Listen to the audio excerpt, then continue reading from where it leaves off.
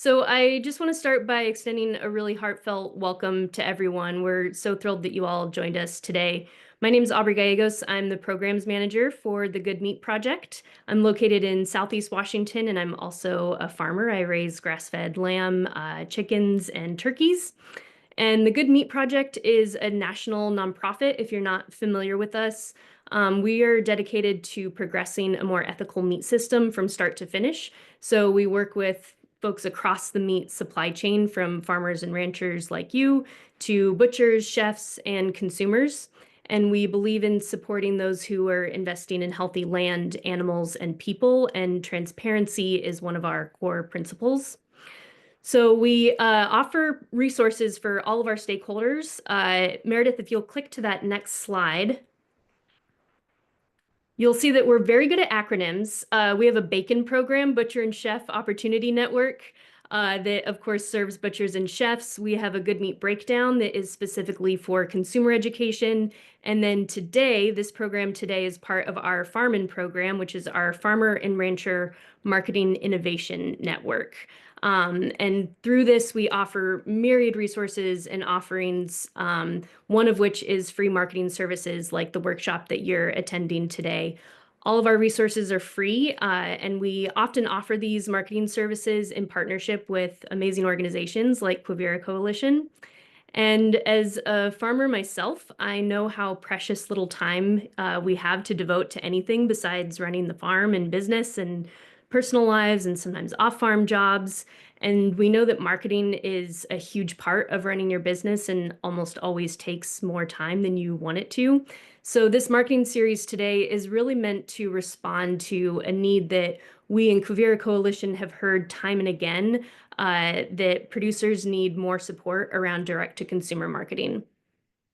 So it's a four-part series. We've broken up this rather massive topic of how to best market your meat into more digestible chunks with expert instructors for each session. And together, all four of these sessions really work as a whole to build a foundational understanding of branding and marketing that you can apply to your business. So we know finding time for live trainings like this can feel like a big lift, and it's certainly not required to attend all four, but we really hope you can take some time to invest in your learning and join us for all four sessions. Last thing I'll say before I hand it off is that we're running this series in partnership with Quivira Coalition, and as many of you I'm sure know, they're doing really impactful work for livestock producers. I want to give them a chance to introduce themselves and briefly share two of those projects that if you're not already participating in them, you may want to be. So they're going to give a brief introduction, and then we'll dive right into today's topic of how to build your brand. So with that, I'm going to pass it off to Taylor. Hi, everybody. Yeah, great to see some familiar names in the chat. My name's Taylor Mulia. I'm here in just north of Boulder, Colorado. And yeah, I work for Quivira Coalition. Meredith, you can go to the next slide. So I'm sure a lot of you have heard of Quivira, but if you haven't, we are a nonprofit based in Santa Fe, New Mexico, but we work all throughout the Intermountain West.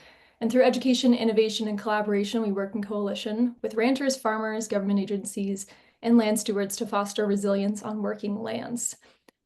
Meredith, you can go to the next slide too. Okay, so these are some of our values. Holistic and regenerative land stewardship is something we really focus on. We were founded on the concept of the radical center, which is trying to have conversations at the heart of what we all agree on, which is healthy land, water, and people. We're also dedicated to justice, equity, diversity, and inclusion, and the viability of land-based solutions to the climate crisis. Go ahead, Meredith. Okay, so we have a couple different, we have like three parts of Quivira. There's the education, there's the Carbon Ranch Initiative, and then there's a New Agrarian Program.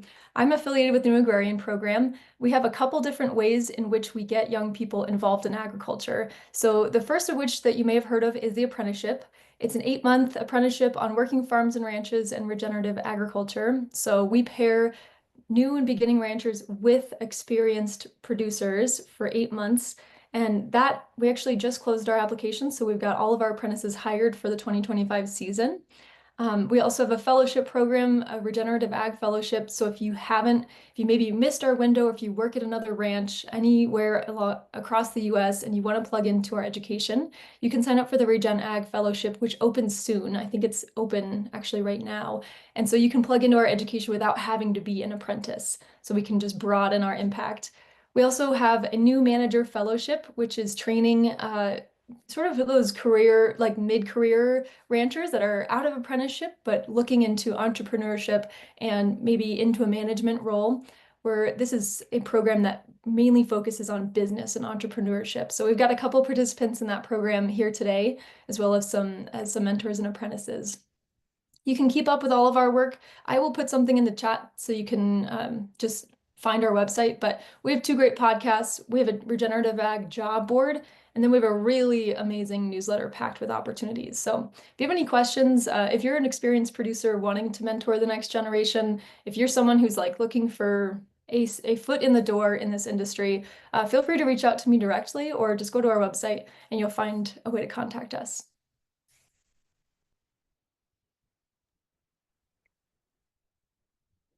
Thanks, Taylor. And Shumasa will pass it off to you.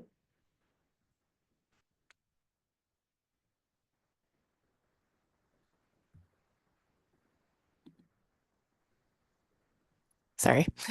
Hi, thanks. I'm Shumasa. I'm with the Carbon Ranch Initiative team in Quivira Coalition, and we are leading this Soil to Supper project that's co-sponsoring this marketing series.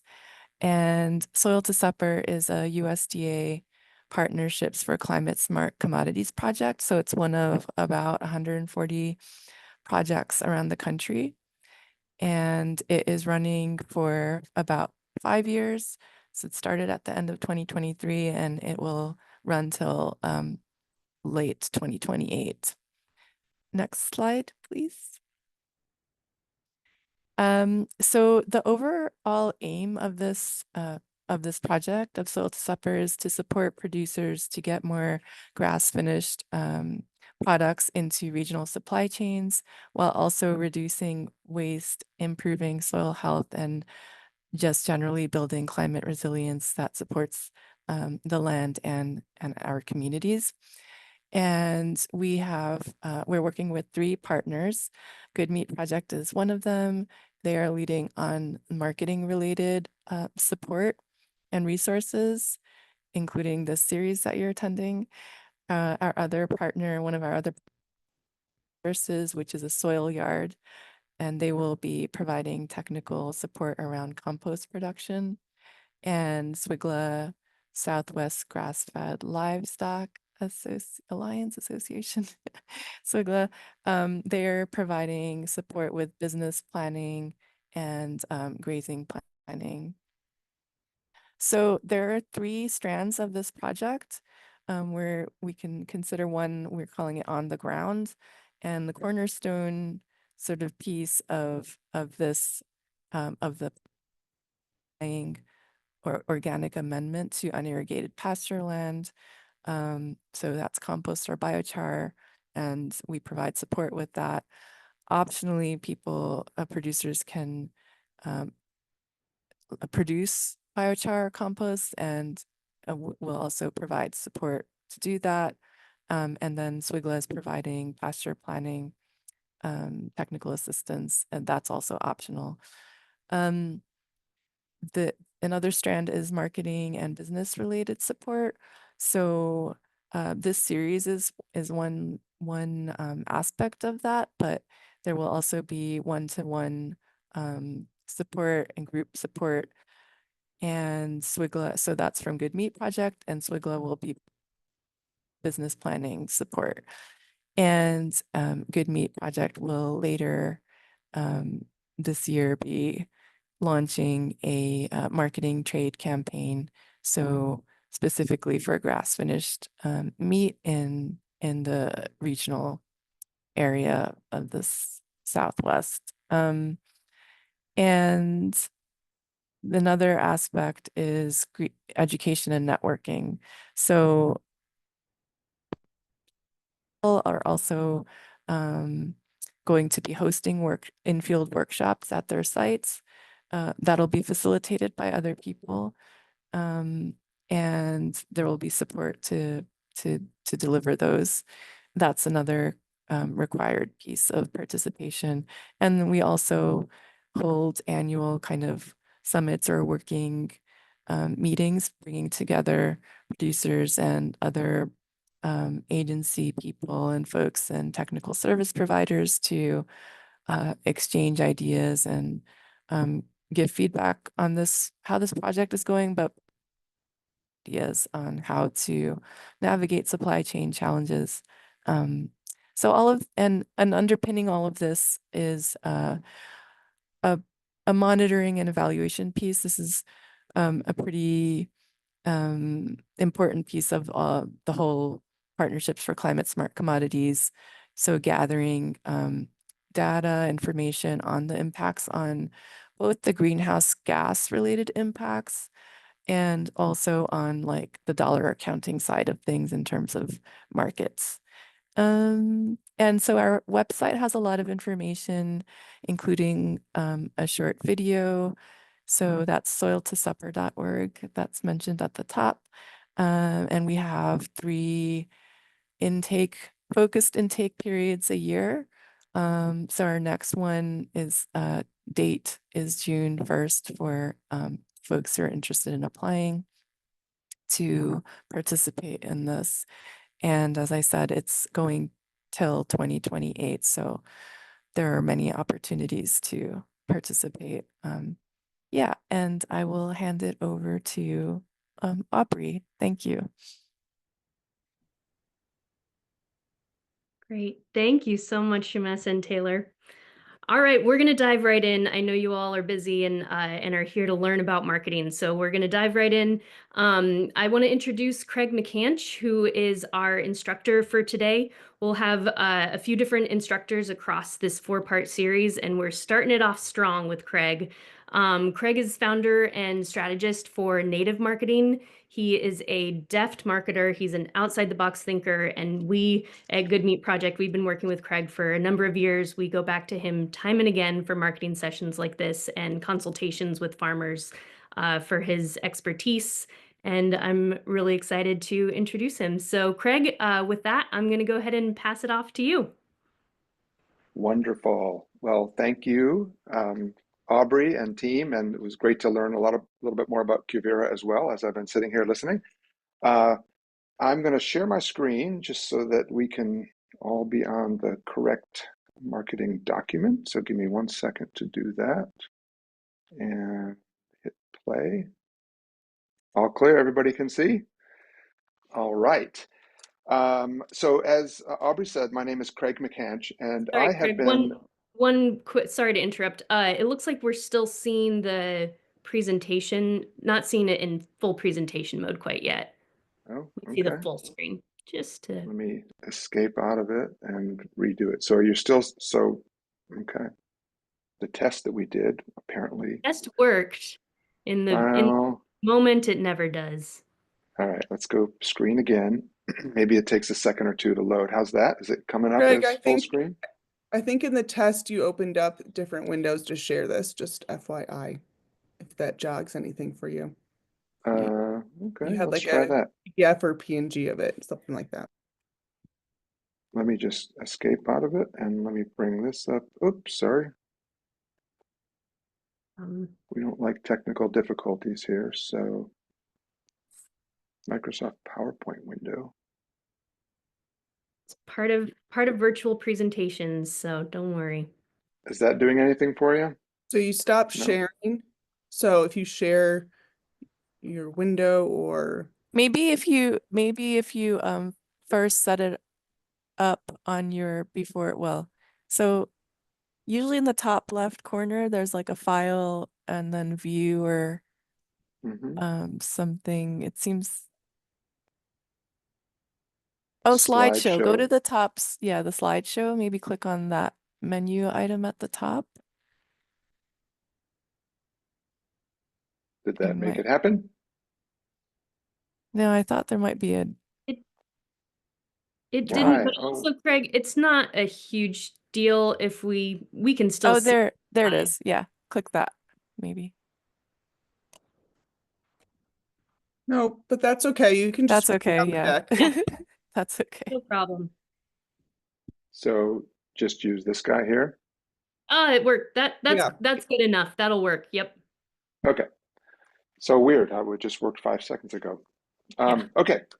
So as I was saying, my name is Craig McCanch, and I have been working with Good Meat Project for a long time, but also working with other regional farmers, ranchers around the country in different ways. And it also happens that I'm part of an organization called Regenerating Asheville, which is supporting the regenerative future of our bioregion. So combining the marketing and branding with the love and passion around the idea of regeneration seems like this is a good fit, and I'm glad to be working together with this team.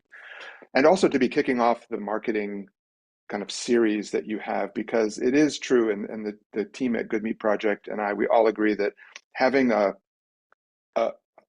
all of the marketing tactics and other actions that you're going to be doing really must start with a solid and tight brand strategy that will begin everything. It is the place where all of your marketing should start in order for it to be most effective.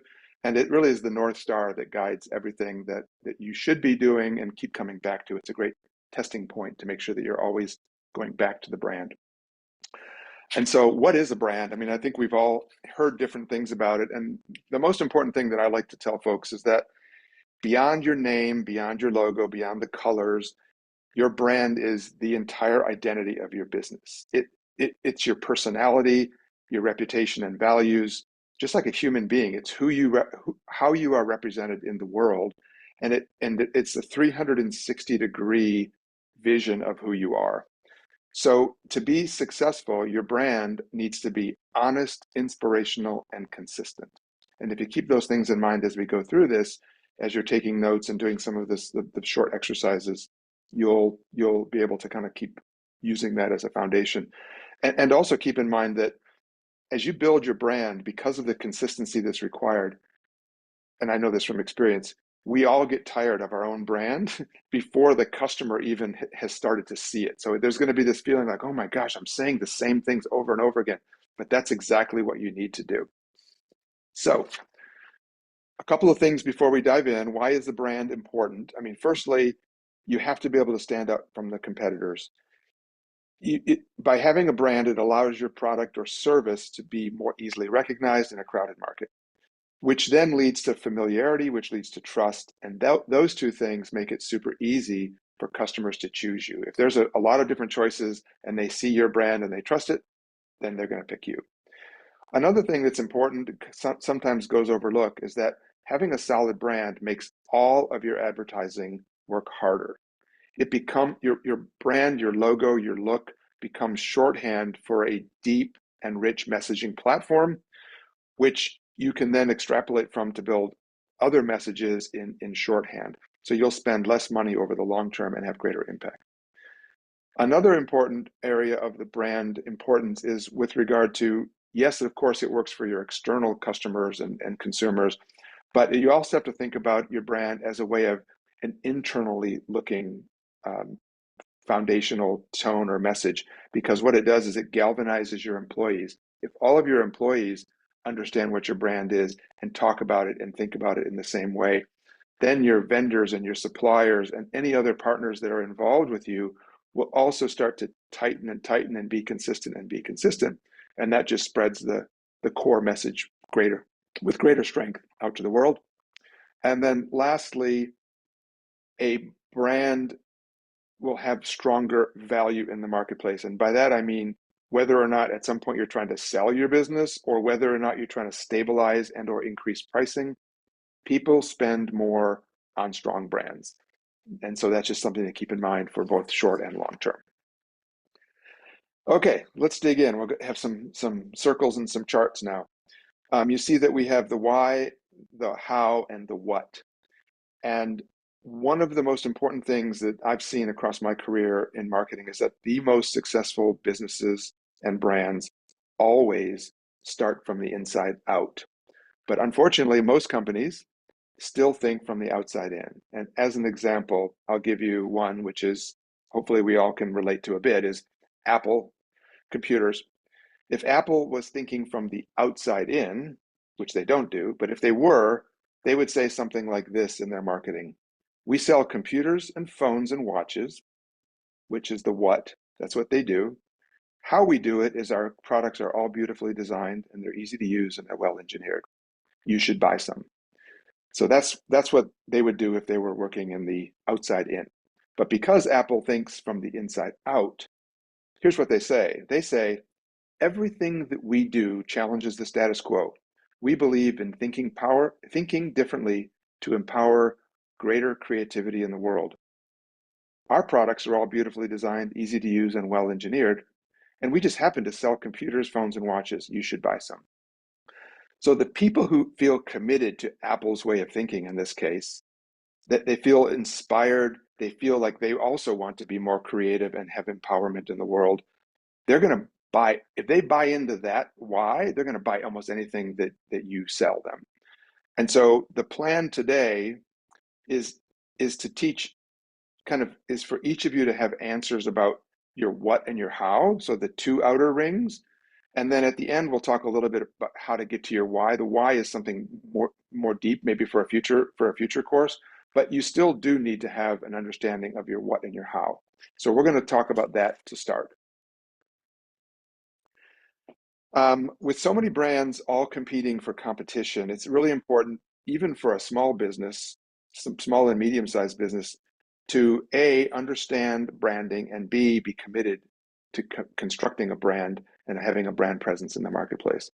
And because being consistent is truly a commitment, I mean, it takes forethought. So you and your team who are going to be responsible for marketing and communicating also learn how to say no, because you will have lots of opportunities that you feel are exciting to promote your brand or your business, but actually do not add to what your brand represents in the world, and therefore will detract from how you should be presenting yourself. Another thing just to say is that you may already, some of you were, as I looked at the background, were larger organizations. You may have already thought about it and positioned your brand.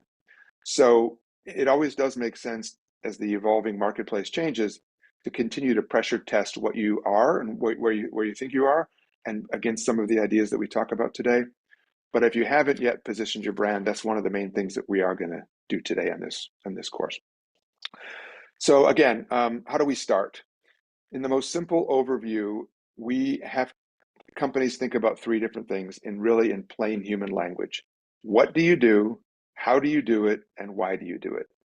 And so generally speaking, as we just talked a second ago, most businesses are pretty much 100% sure of what they do. What products or services they offer, what category of business they're in, they know the basics. Some businesses have spent some time and they understand how they do it, whether it's a proprietary technology or a specific breed in this case, or some type of special attention to customer service or other customer experience, something else that you do, how you do it, that makes your product or business unique. But again, as we said, very few know the why. And just as a planting of a seed, the why you do something is not to make money or to generate revenue. It's generally about your purpose, your beliefs, why you even get up in the morning and do what you do. So let's just take right off the top, a quick short exercise. Hopefully you have a pen and paper handy, and just take a few minutes and write down what is your what is your how, and what is your why if you have time. And again, for our purposes today, prioritize describing the how, because we're going to spend a lot more time on that. Obviously, you hopefully know what it is that you do, but let's spend some time on the how. For example, if you sell locally raised lamb, how do you do it in a way that you feel is different, better, or special versus the competitors? And think about what makes your business totally unique in your marketplace, and just write down your spontaneous thoughts, and we'll come back in a minute or two.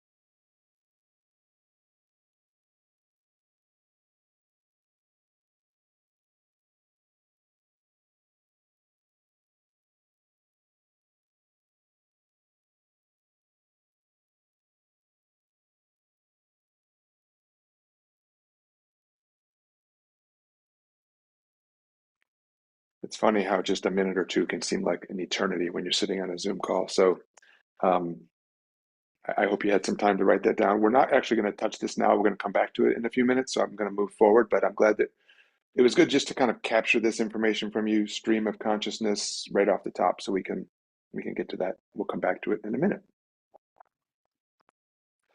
So now we're going to move into the area of brand positioning. And I guess it's really important to know that kind of throughout my career, this is something that I've helped lots and lots of brands do, not just in the farming world, but around the world in different product categories.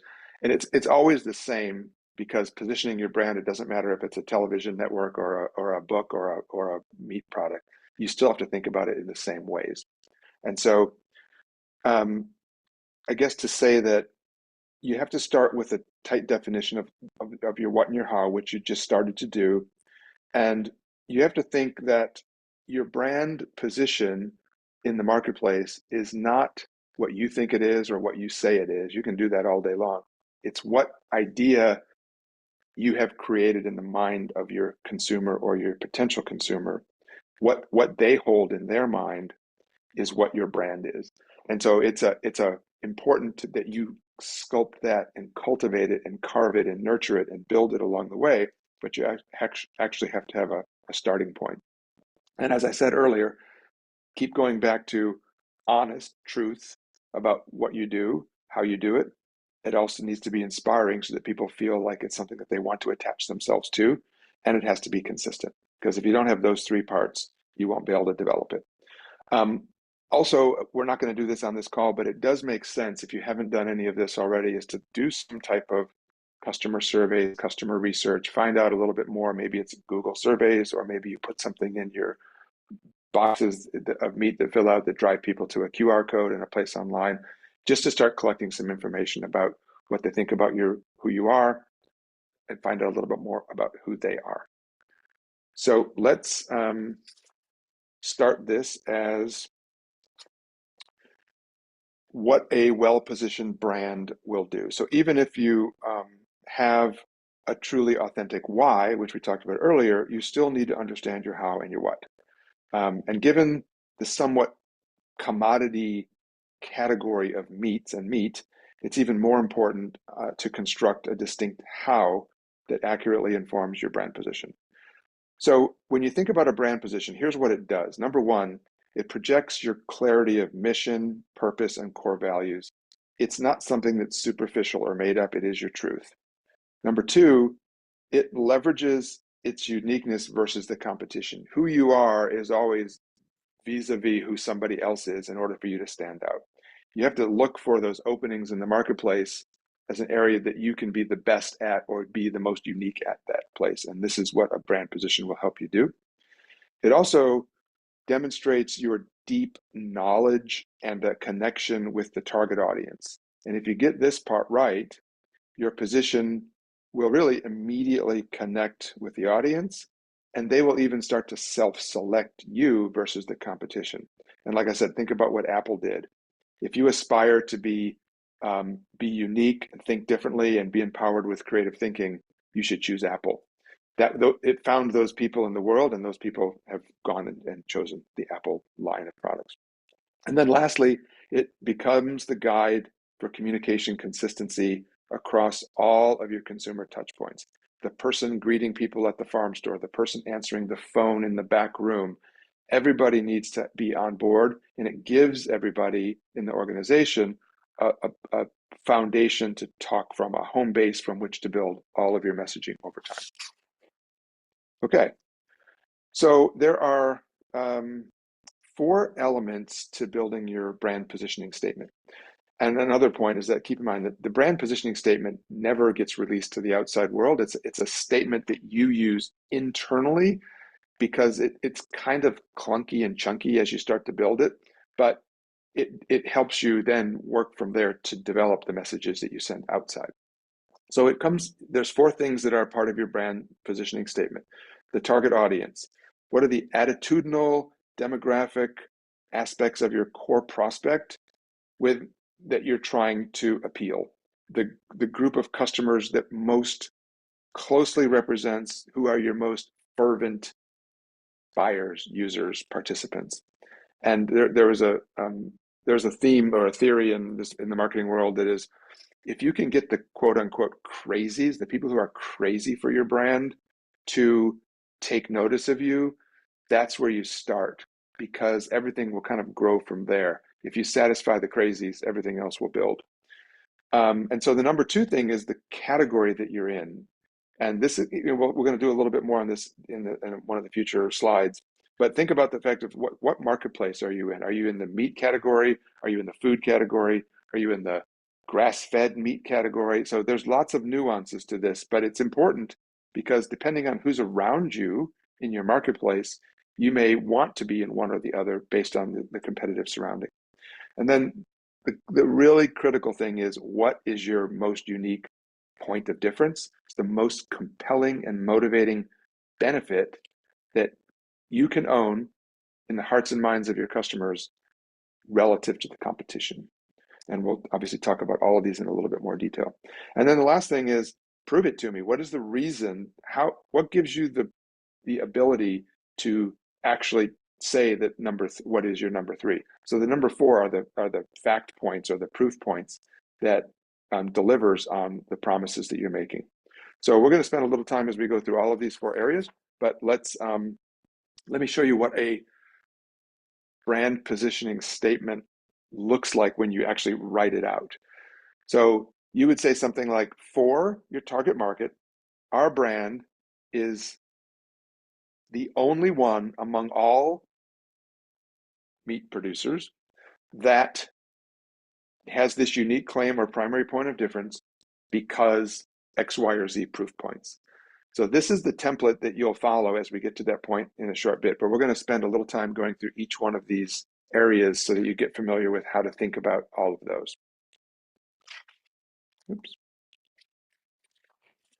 And I'll give you a quick example. I literally just made this up as far as I don't know if this is actually their positioning statement, but I just grabbed a brand that looked kind of cool and it was interesting. The brand is called That's It. And so they could have a positioning statement that looks like this: for mothers of young children motivated by natural wellness, That's It is the only one among all healthy snack treats that gives them a convenient way to provide simple, clean, healthy snacks that their kids will love, because That's It is single-serve packages of 100% organic, gluten-free, crafted from only 2 delicious ingredients. So number one, who it's for. Number two, what category you're in. Number three, what is your unique selling point that you can declare. And number four, how can you prove that that's it? Again, we'll come back to these in a bit, but that's just wanting to show you a quick example of that. So let's talk about kind of the one and the two right now, which is know your customer deeply and know your competition deeply. And this is something that I've used throughout my entire career. It's like, if you know those two things, and then you figure out what is the glue to connect those, that you'll be able to start to build your brand position. And so if you're, as an example, if you're the only Piedmontese cattle producer in your region, then it's pretty easy to kind of start sculpting how you deliver your product, because you're the only person out there who's doing it, and you can lean heavily into a breed, for example. Or if you've learned through some research about your competition that everybody around you just has horrible customer service, and your customer service is great, or you have opportunity to make it great, then maybe that's an opening. So what I'd like to say first is, let's have you guys just jot down a list of the key competitors that are in your region. These could be other local meat producers. It could also be if you have a farm store and this is where you sell from, or an online store, but your local food co-op is another place where people can get similar products. Just take a few minutes, a minute. I'll set my timer for a minute, and we'll jot down who some of your competitors are.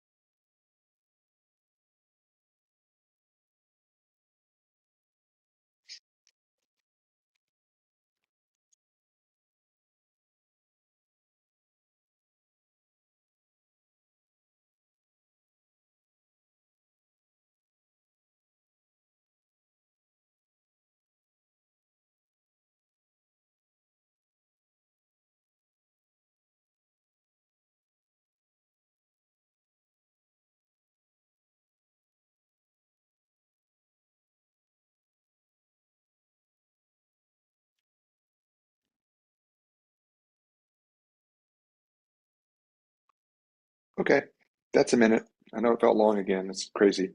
So we'll come back to that shortly as well. And now it's time to talk about target audience. And this is probably, I would say, one of the most overlooked exercises. Most people do have a general idea of who their target audiences are, but they neglect to really research and zero in on the different nuances in their behavior, their psychographics, or their pain points of their target audiences. And sometimes it's easy just to say, well, everybody likes meat, so everybody buys our meat. But that's not going to result in a tight brand. And so, as I mentioned before, there's this idea of find out who your people that are crazy for your product are and kind of go there. You can always broaden out from that later, but if you start there, it's a good way of thinking about it. So knowing your audience really well is going to help you across not only this branding session, but all of the other marketing programs, other classes in this series. So it's really good to spend some time thinking about that. And a couple of just touch points for you to kind of run through in your brain, because I am going to ask you in a few minutes to start jotting down some notes about who your customer is. Obviously, demographics are the easy one. Who are they? Are they boomers, millennials, Gen Z? Where do they live? If you sell only regionally at a farm store or within a small footprint, what is your geography? Do you sell online? What is your geography? Are they married, highly educated? What are their income levels? All of those things are important to understand. And that's almost like the greens fees of understanding who your demographics are. And then another very important part of it is their values. What do these people care about? When you think about a persona of your customer, um, are they people who've already decided that they want to support local? Is that a big part of what they want to do? Are they just picking meat off the shelf and they like the label and they don't really care where it comes from? Are they concerned about the environment? Do they support your values as a regenerative farmer or as a grass finished farmer? So what do they care about? And then what are their pain points? They may care a lot about it, but they don't have the budget to afford it, or they don't have the discipline to keep focusing on what they believe is their intention, but they don't have the ability to continually act upon it, which kind of turns a little bit more into the third part, which is the behaviors. Where do they shop? Do they shop online? Do they go to farmers markets? Are they bulk customers? How often? Do they buy from grocery stores, local markets? All those behavioral type areas of their consumer behavior. So knowing these three things is going to be a great starting point to help you inform you about how to communicate with this audience. It will also help you find out ways of intercepting them in their daily lives, because if they also are, if they're families, if they're part of large families and they have children in schools, then you can know a little bit more about where and how to possibly intercept and engage with them through your marketing. And obviously, it'll help optimize any of your campaigns that you're going to be doing, and will give you a lot more control over the outcomes for your selling. So let's, again, take a minute. I'll do like a minute and a half. Think about demographics of your customers, values, and behaviors, and just take a few minutes to write those down, please.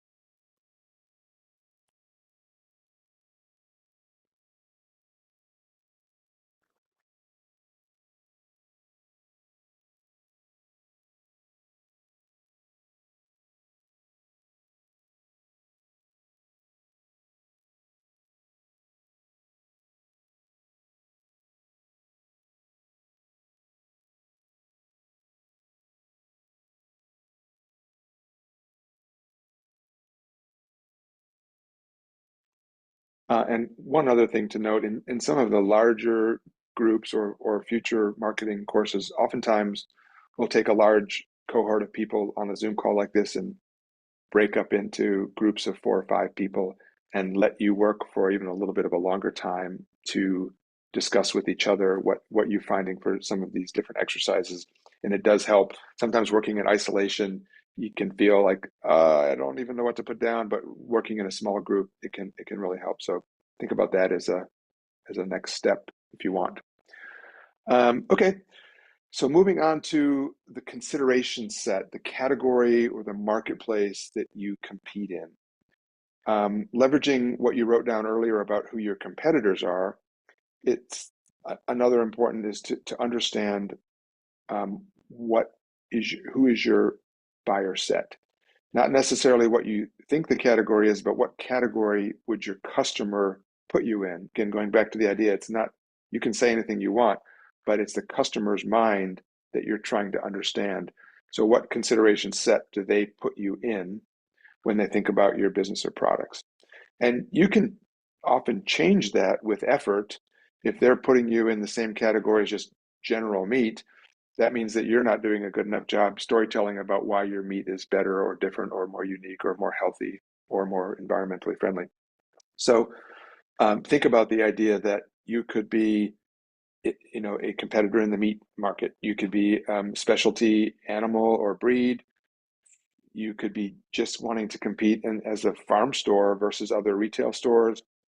Do you offer CSAs or subscriptions? Are you an online retailer? Do you have an online store with distribution in the kind of a 2-day footprint? Is your category locally raised meat, etc.? And again, keep in mind that if your category is too broad, you will be opening up the door and competing against a lot of other competitors or sellers. And if your category is too small, there may not be enough buyers in that category to make the category or the marketplace large enough for you. So it's important to kind of think about it and then spend some time, sussing out the nuances. So again, take 30 seconds and just write down what category you think you're in, what marketplace do you currently compete in.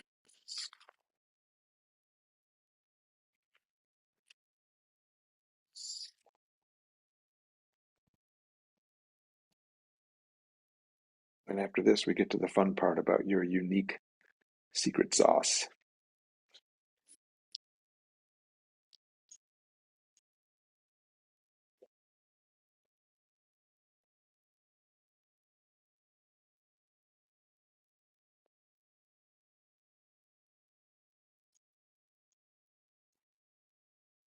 Okay. So this is the part that to me is the most fun. I think it's also the most important because, as I mentioned, oftentimes meats can be perceived as a commodity. So you really do need to spend time learning about your customers' needs, learning about in detail about how you think about the product that you offer to the world. But ultimately, what makes your product or business unique? If you are one of 10 companies where people can go and buy meat in your immediate area, why should they buy it from you? What makes you amazing? Why should the world listen? And why is that important to customers? Are you the most nutritious meats out there? Are you the most delicious meats? Do you have environmental stewardship of land that is something that's part of your story? Are you a craft whole animal butchery practice? Do you offer specific and unique cuts, specific breeds, as I mentioned earlier? Do you have different unique processes or products that go along with your meat or adjacent to your meat? Customer service is a differentiator. And so all of those things can be intrinsically related to your product, or they can be extrinsic to the marketplace that you're competing in. As I mentioned, if you can't be different by nature of specifically what you offer, be more relevant to your consumers because you know more of what they need and what they're looking for or what their pain points are. So there's two ways of thinking about your uniqueness. So I'll give you everybody a minute to do this.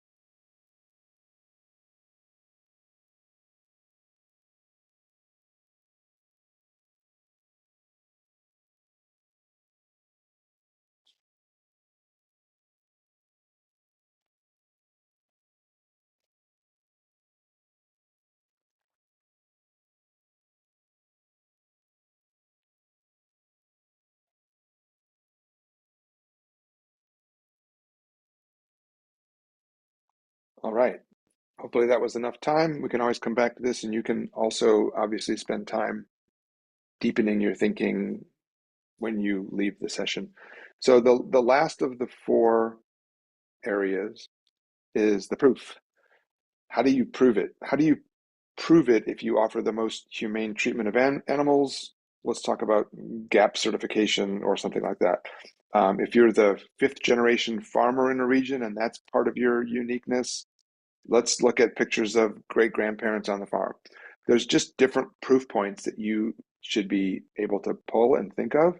And I'm going to just let you ruminate on that for a second and maybe take 30 seconds and just write down proof points and literally capture anything that you feel like it's proof, even if it doesn't have any solid scientific backing. If you feel it's proof, it could be proof.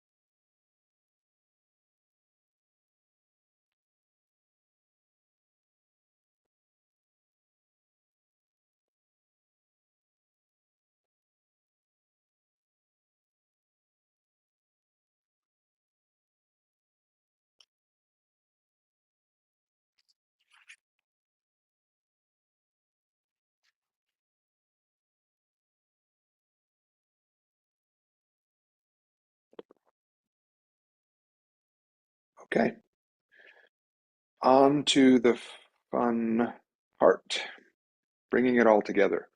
So as I mentioned, as we bring these four areas together, you're going to try to write a sentence and it's going to be ugly and chunky and have probably lots of commas and things like that. But again, it's not written for sharing with the outside world. And the hope is that once you kind of get it down as a free-flowing thought, you can spend some time going back and fine-tuning it and finessing it a little bit. But it really is truly written for you so that you can then say, oh my God, now it all comes together. This is who I'm trying to reach. This is where I'm competing. This is what we do better than anybody else. And this is how I can prove it. And all of that frames how you position yourself in the world. And then with consistency, your customers will begin to know you as that process. So again, as I said, is for blank target market, our brand is the only one among all grass-fed meat producers that does X, Y, or Z because of these reasons. And so I'll give you an example of a meat category that I just kind of, again, made up, but as a way of putting something out there. For Santa Fe families with children in the household who prefer better quality, locally raised produced foods. That's kind of the target. And it's both demographic as well as values oriented, as well as a little bit of behavior in there, but it didn't go too deep into the behavior side of it. But for that target audience, My brand is the only one among all beef brands, so that's the category. You're saying that you're competing against beef brands. That makes it easy to satisfy every family meal occasion. And so your unique claim is that you make it easy to satisfy family meals. And then the reasons to believe is that you offer bulk purchase of a wide variety of delicious and healthy beef cuts that are easy to store, prepare, and serve. We provide family recipes and interval deliveries for customer convenience. So if they're buying in bulk, maybe you store it on site, and that's what allows it to be satisfying for every meal occasion and customer convenience. Again, totally just a wild hair example that I did want to put something in the meat category out there for you to reflect on and think about. I'm hoping that everybody's is 180 degrees different than this, but again, keep that in mind. And then the next step would be, again, and one of the points here is that if you can't authentically be more different because your product isn't necessarily different or the way you produce your product isn't necessarily different, then it's important to become ultra relevant to what your customers may need. So, and this is a case of this, is that there's a lot of families who are underserved, and by focusing on how to serve those families with ease and convenience, as well as good locally raised products. So in this case, the brand identified a gap based on the competition and who the competition represents, and they decided to stake a claim on it in that sense. So right now, I'm going to put 2 minutes on here because this may take everybody a little bit longer. So please begin writing that clunky sentence, and we'll be back with you here in a minute and a half. Craig, might you be willing to go back to that template slide? Great idea. Thank you.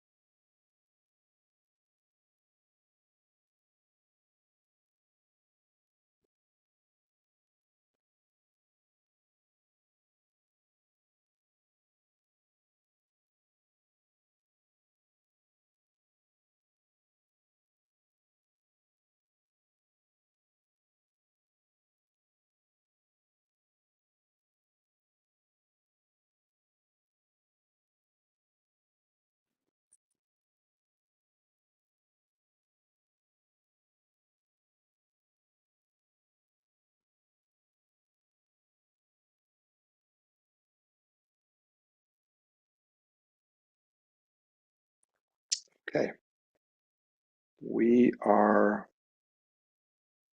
I know that this is challenging, and I think you'll obviously want to spend some more time thinking about it, but hopefully this framework is helpful to begin that process.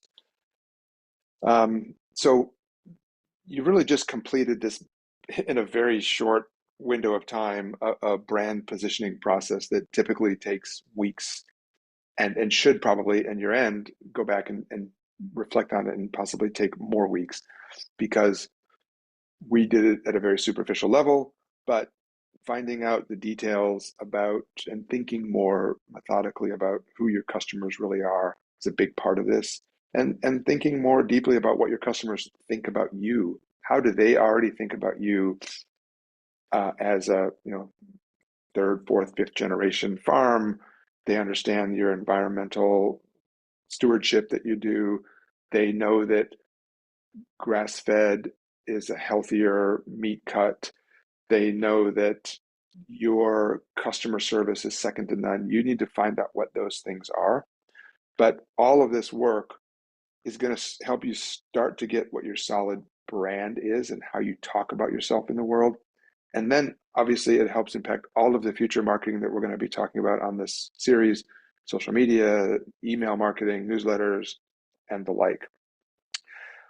I remind you that once again, as you have a position locked in, yeah, in the early parts, there's a little bit of finessing that will come on, but once you feel grounded in this and you've kind of shared it out with the other people on your kind of leadership team and your group within the ranch and the farm, and maybe even with a few friendly customers, like walk them through it, have a conversation.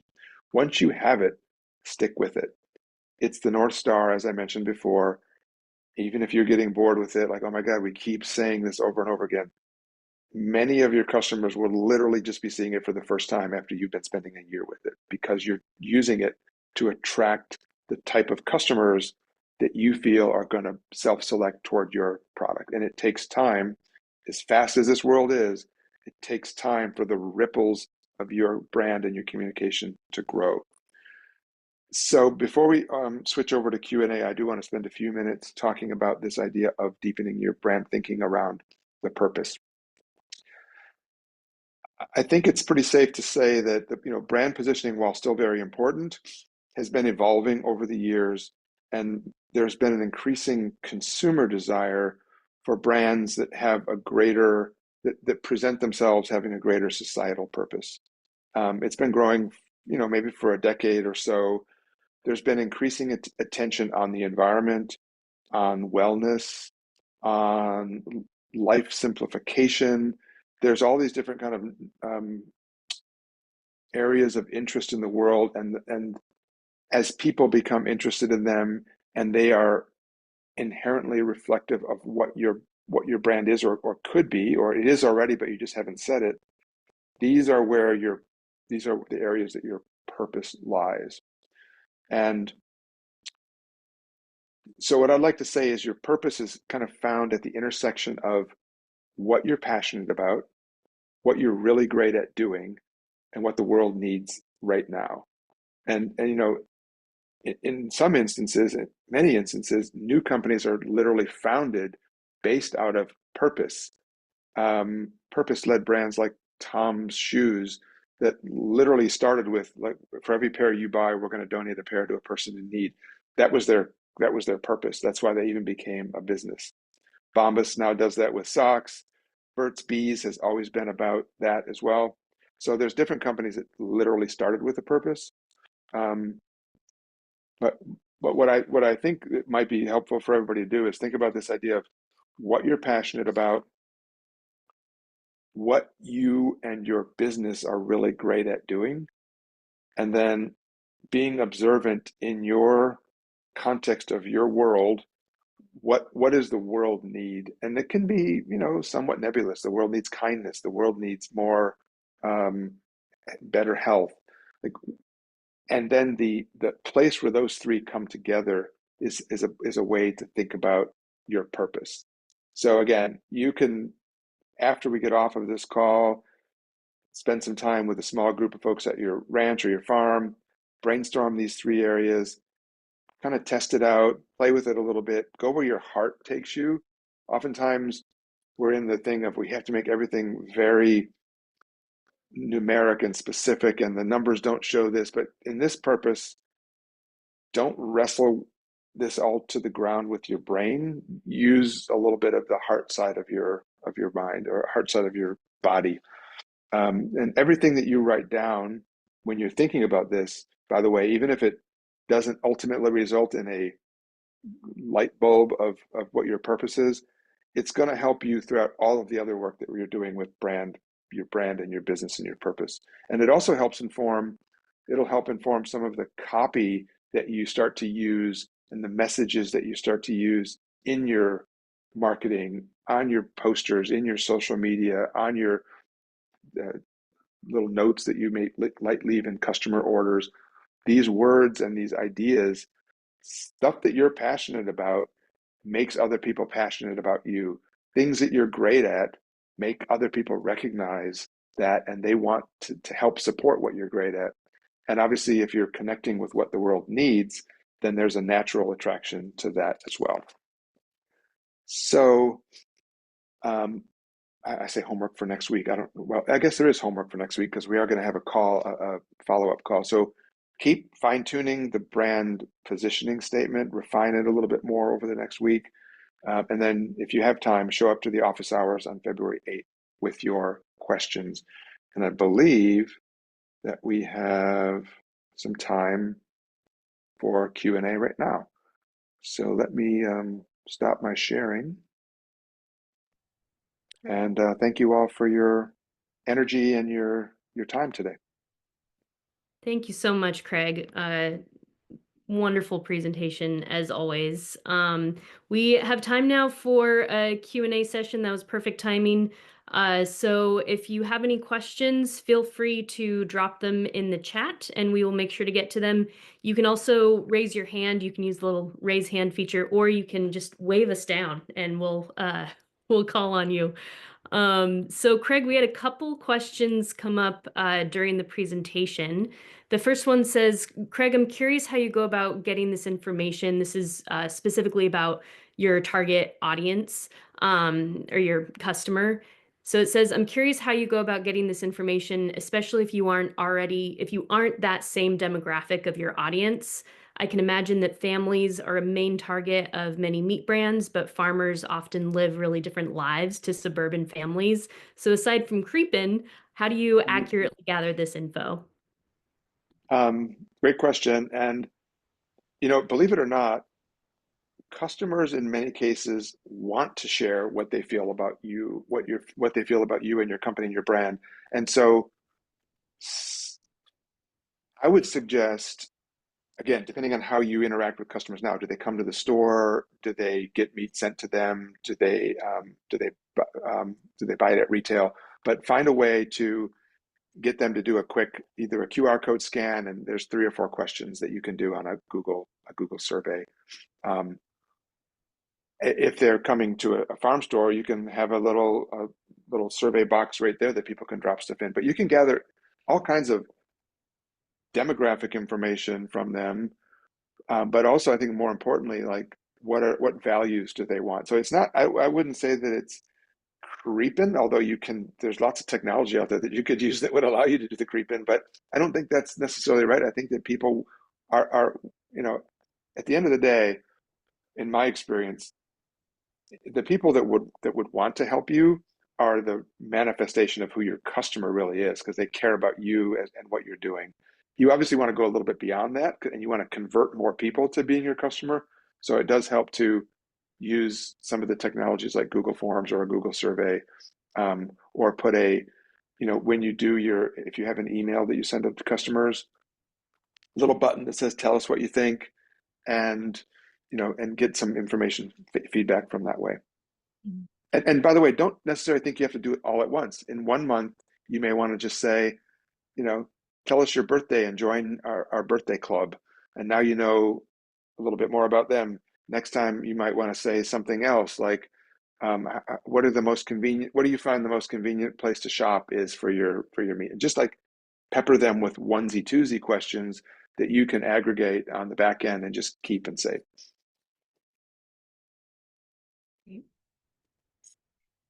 And then another question came in. It says, when making your why you are the best meat business, how do you craft the statement to highlight you and not cut down other producers?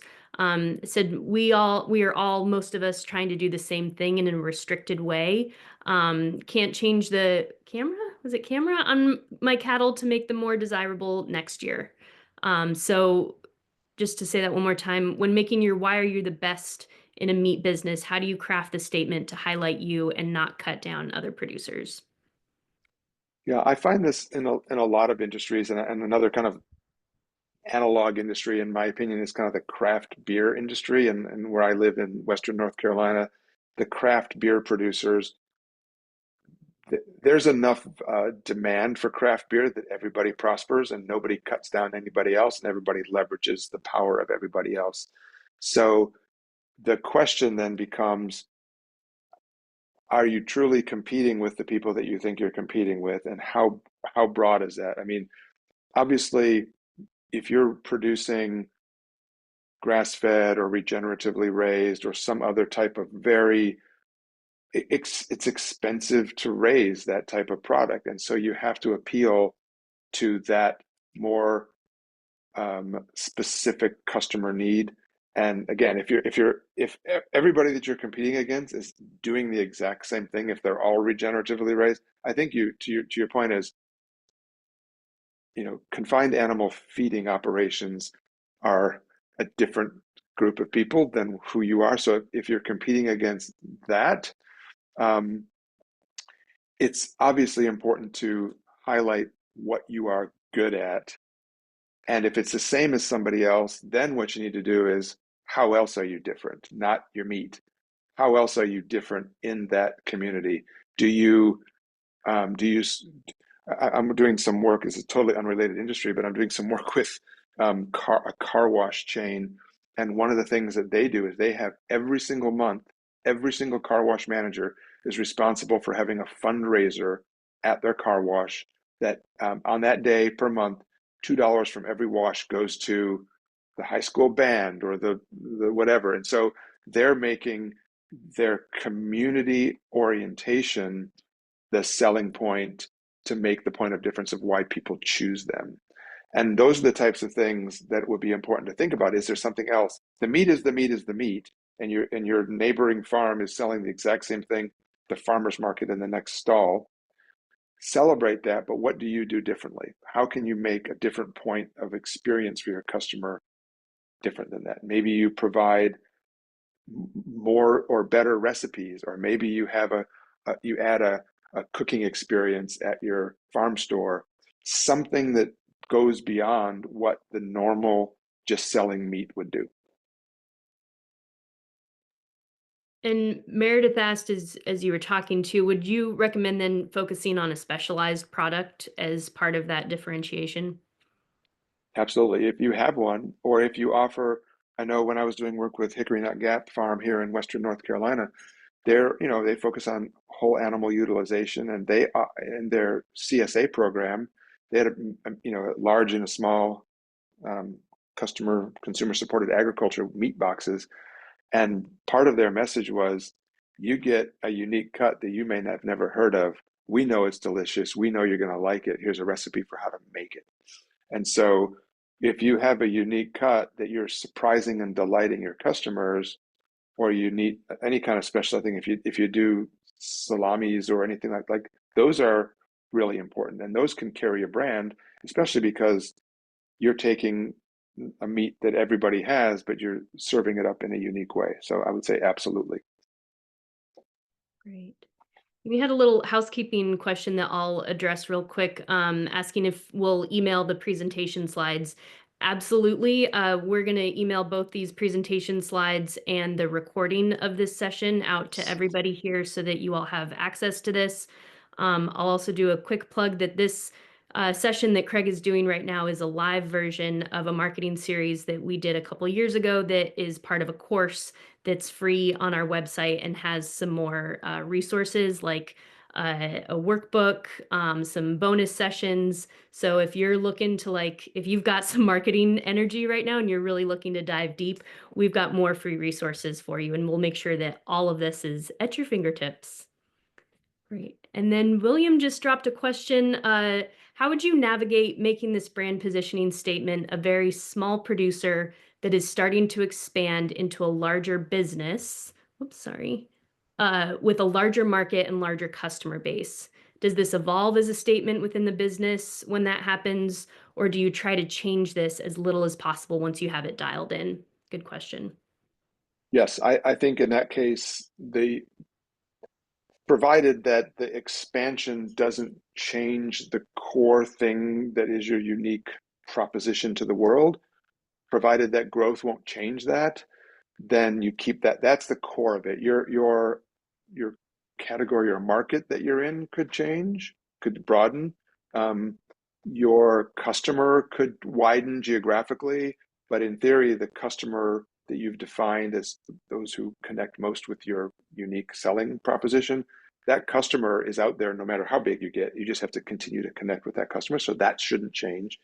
And then the proof points could change as you evolve and adopt maybe new technologies or new breeds or new anything else that could change. Or maybe you get new certification because you've done something else.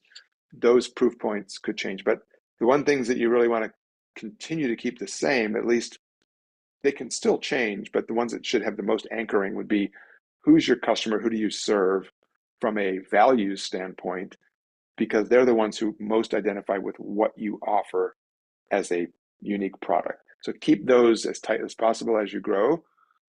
But again, even those can change, because what you want to do is ultimately get more people in your customer funnel.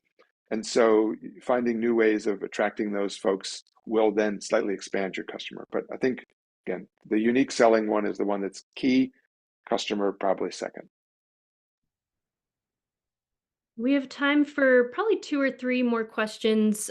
Feel free to drop them in the chat. You can also raise your hand. You're also welcome to, we're pretty casual here, so you're welcome to take yourself off mute and just ask it out loud, whatever you're most comfortable with. And as folks are kind of thinking about any questions they might have, I had one, Craig, which is, do you have any advice for kind of reconciling the customer you may be attracting versus the customer that you want? I think I've known some farm businesses that, because of their price point, maybe end up attracting, to put it plainly, a more maybe high maintenance customer, and are really wanting to attract, a different customer. And do you have any advice on that? Something that's important to do is to look at what is the gap between who you're serving now and who you want to serve, right? So think about that as a journey. It's not a light switch that you flick saying, I'm going to do this and I'm going to get that customer. So what you want to do is identify and what the traits of that customer that you want to have more of. How are they different than your current customer? And then does what you offer satisfy them, but they're just not hearing it in the right language or seeing it in the right place? So start with where you want to go, that customer that you want to reach, and then look at how to get there by how you can change, keep your core what it is, but how do you interpret that to communicate with them? And it's just hard to say in any specific reason, but that's how I would approach it, is what is your map to get there, not what one thing can you do to attract a new customer. Because then you're almost, it's I don't want to say it's like, it could be considered lazy thinking, like, oh, I just going to do this and hope I get them. But if you actually have a plan of attack and map it out, you'll have a much greater chance of reaching that different customer. One other thing that I can reflect on, I noticed that somebody put in a kind of a quick draft of a positioning statement, Lauren. So I'll just read that. It says, for Eastern Montana, our brand is the only one among all beef brands. So she said, so geographic Eastern Montana beef brands that produce a wide variety of burger snacks to prepare and serve your family. So just a couple of thoughts on that. It's a great start to frame it in. To me, interesting is the East. Okay, so beyond Eastern Montana, I think what I would recommend doing is, that's a lot of Montana, and what else can you say about the consumer from a value standpoint? Just think about that, and you may not have that information, which is the tricky part because you're just getting started with this. But do some digging, and so you can say, for Eastern, like literally, who buys the product? Is it moms? Is it dads? Is it bulk? Is it online in the store? So get specific. For Eastern Montana moms age 40 to 50, our brand is the only one among all beef brands that produce a wide variety of burger. Is it burger, comma, snacks? But I don't know. The interesting thing is a wide variety of burgers. So is it a ground beef idea? And are there different blends of the ground beef? Is there is there organs in it in some of the grinds? Is it 80-20, 85-15, 90-10? Like, what is the variety of burger mean? Are they pre-made, pre-pattied? How do you define that? But that's an interesting idea. But then what I would do is I would follow that up with, where did it go? Oh yeah. Um, because we have multiple blends or grinds, we have pre-made patties, we da da da. So like delineate how you can prove that you have a variety of burgers and snacks. So that's a great start, but just dial it in a little bit more. And you may have to do some research. It may take some time, but that is, to me, that's a really unique thing. Obviously, everybody loves hamburger. Now, I don't know if that means you're not doing other meats or you still have other meats as well. But again, sometimes focusing on just one thing, even though you have a lot of other things, will create that point of difference. And then when people come to you for a burger, they'll be like, oh, wow, look at those steaks or look at that roast. So that can be another unique thing, is just how to focus in on one, become the most well-known at that, and then broaden out from there. And Ryan asks, if there is two different target customers, do you combine both of your audiences in one, or would you separate each one of your target sales pitches? I know it's alluring to just try to bring them all together and make it as one, but what I would say, and sometimes it's challenging to do, but is find out which is the primary and which is the secondary, whether it's gut instinct, whether it's sales volume, um, which one is the craziest one that's the most passionate for your products and your brand. Put that one as your primary focus. You can still reach other people with your messaging, but if you focus on one and build your plan around one, that's going to be the smarter way to do it to get the tighter brand. Because if you build the brand around the one targeted audience, the theory is that you'll be able to use that same type of messaging and storytelling to reach other audiences that are out there, but you won't be neglecting the core or the key audience. Great. Thanks for that question, Ryan.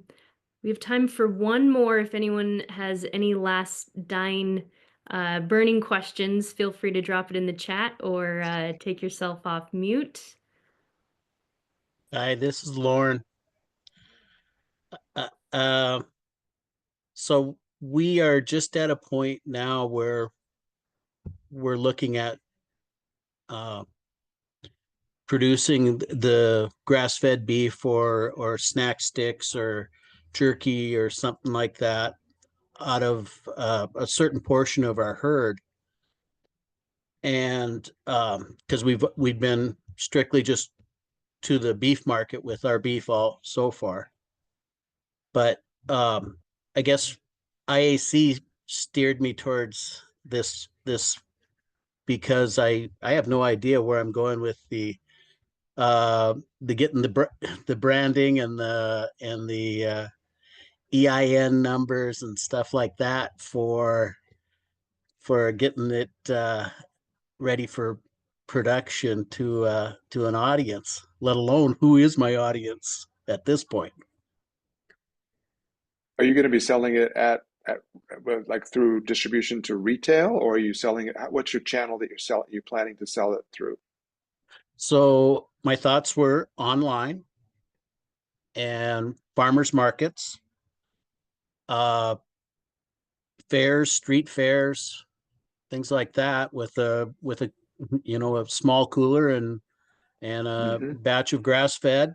And now that you started talking, and the other part was I was thinking of the snack sticks and jerky, where I'm thinking there's a big place in Lincoln, Montana, high country beef, and to me they're the main competition that is produced right up there in Montana. But not really sure as to other than online and markets like that where we would be selling it. Well, the great thing about jerky and beef sticks and snacks like that is they obviously have long shelf life. They can be shipped wherever, and you can do that. And so in some cases, if you feel, again, this is off the top of my head thinking, but if that other Montana brand kind of owns the Montana market, the one thing great about Montana, and frankly, almost any state that you're not in, is also sometimes cooler than the state that you are in. So you may like literally put up a website that sells the product and market it to people in Iowa or Chicago and say it's the Montana beef snacks, because people are like, ooh, Montana, I want some of that. So there's different, obviously your farmers markets and things like that. If you're competing locally, then maybe, look, is there some ingredient in the meat sticks or the snacks from the other Montana brand that you're talking about that is, maybe you produce yours without any added nitrates, or something different, that you're not disparaging them by saying, ooh, they have this poison in their food, which I'm sure they don't, but you would be able to say that your brand is nitrate free or processed this way. Or if your geography is different by hundreds of miles, then the other way is just serve that local, get people who are around you to fall in love with what you're offering, because you are the local producer of that. So there's lots of ways to slice it up, I guess.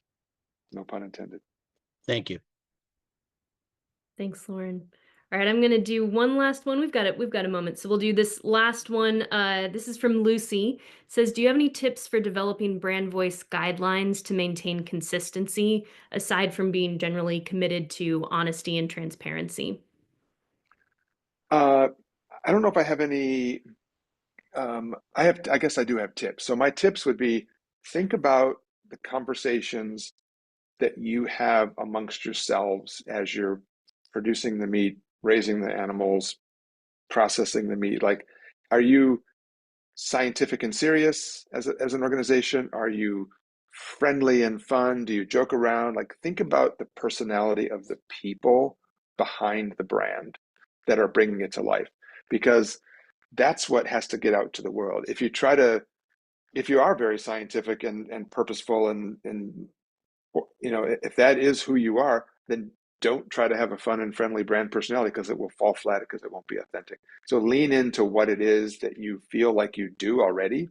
And that's how I would think about brand voice. And that can spread everywhere from, do you have a silly fun logo, or do you have a very like grid-based logo with scientific-y looking stuff on it? So think about that, and and don't try to have a brand voice that's false.